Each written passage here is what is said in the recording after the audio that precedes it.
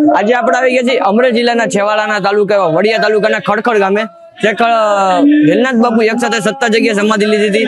એમાંથી પહેલી સમાધિ અને છેલ્લી સમાધિ ખડખડ ગામે આવેલી છે. તો આ ખડખડ ગામે 2 દિવસનું આયોજન છે, ડાયરો હોય છે અને મિલાદ શરીફનું આયોજન હોવામાં આવે છે. અને આ એક જ જગ્યાએ ખડખડની ધામ છે, જે દરગાહ અને મંદિર એક જગ્યાએ આવેલું છે. અને અહીંયા પ્રસાદી નિમિત્તે કાચની પ્રસાદી આપવામાં આવે છે. વડિયા તાલુકાના ખડખડ ગામે અષાઢી બીજના પાવન અવસરે ભવ્ય સંતવાણી કાર્યક્રમનું આયોજન કરવામાં આવ્યું હતું, જ્યાં એક જ પરિસરમાં આવેલી વેલનાથ બાપુની જગ્યા અને કુકવાશા પીરની દરગાહ વર્ષોથી હિન્દુ મુસ્લિમ એકતા અને સાંપ્રદાયિક સૌહાર્દનું અનોખું ઉદાહરણ પૂરું પાડે છે.